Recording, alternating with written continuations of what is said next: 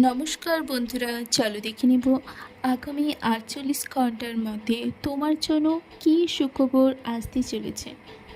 তোমরা অবশ্যই এনার্জিটাকে ক্লেম করবে, লাইক করবে, শেয়ার করবে এবং সবার সাথে অবশ্যই শেয়ার করবে এবং তোমরা সাবস্ক্রাইব করবে।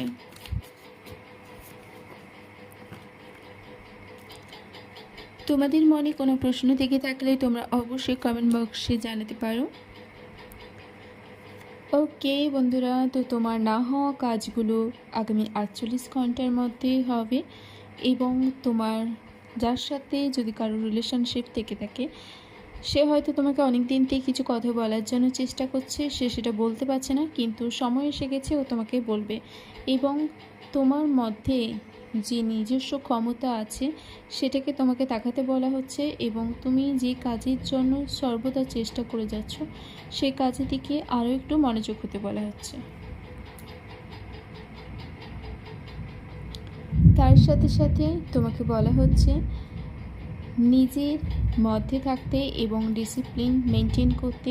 তোমার জীবনে সাকসেস আসছে এবং তুমি স্বাধীনভাবে নিজের জীবনে এগিয়ে যেতে পারবে। তোমাকে বলা হচ্ছে তোমার যে 7টা চক্র রয়েছে সেগুলোকে হিল করার জন্য। এবং দেখে নেব আর কি তোমার জন্য সুখবর আসছে।